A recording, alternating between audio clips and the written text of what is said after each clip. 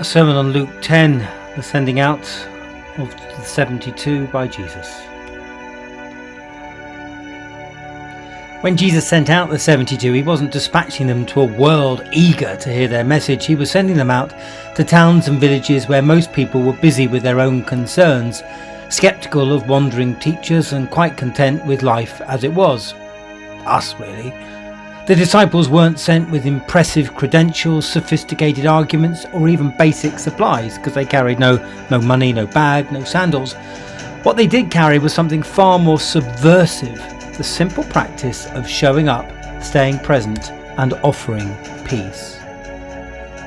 In our hyper-connected yet increasingly isolated world, the act of truly showing up has become revolutionary.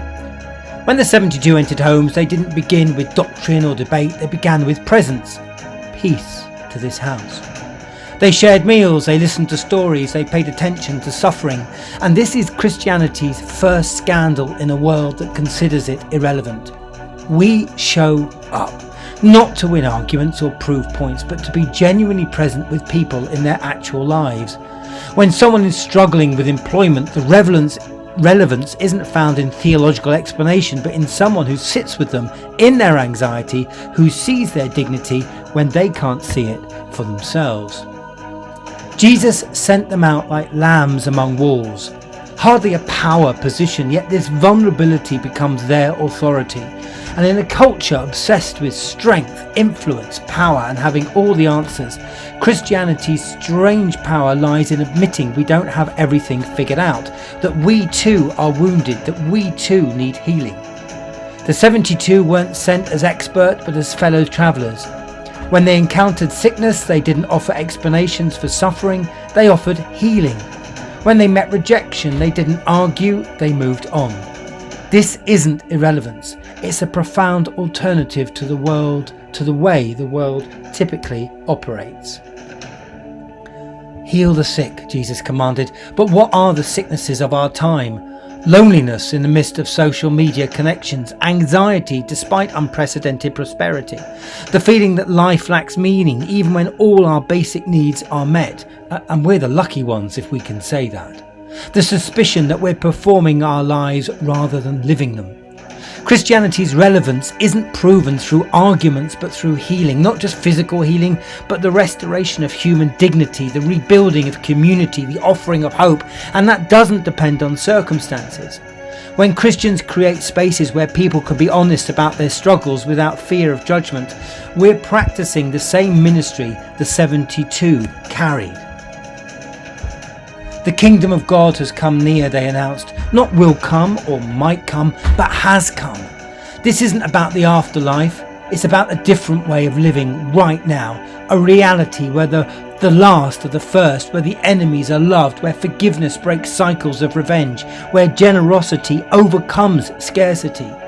In a world polarised by politics, poisoned by consumerism and paralysed by cynicism, this alternative reality isn't irrelevant, it's desperately needed.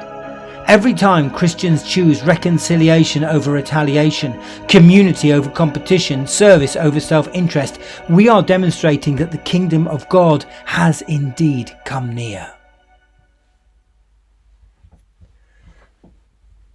Jesus prepared the 72 for rejection. Shake the dust from your feet. This isn't bitter resignation, but freedom. Christianity doesn't become relevant by being desperate for acceptance or by watering down its message until it offends no one.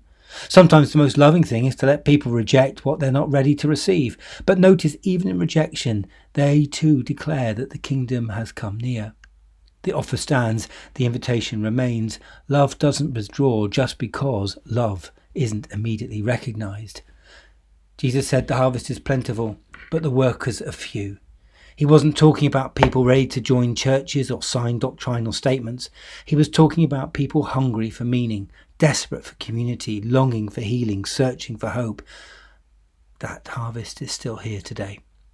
The question isn't whether Christianity is relevant to our world. The question is whether we're willing to be sent into that world the way Jesus sent the 72, without pretense, without guarantee of success, carrying only the radical message that God's peace is available, God's healing is possible, and God's kingdom has indeed come near. Today you are being sent not necessarily to distant lands, but to your own homes, your own places of work, your own families. You're sent to practice presence in a distracted world, to offer peace in anxious spaces, to bring healing where there is brokenness. You don't need a perfect faith to complete understanding. In fact, best you don't have it. You only go with what you have, the conviction that every person bears God's image, the hope that reconciliation is possible, the love that refuses to let rejection have the final word. The harvest is still plentiful. The world is still waiting for people willing just to simply show up, stay present, and trust that the kingdom of God has indeed come near.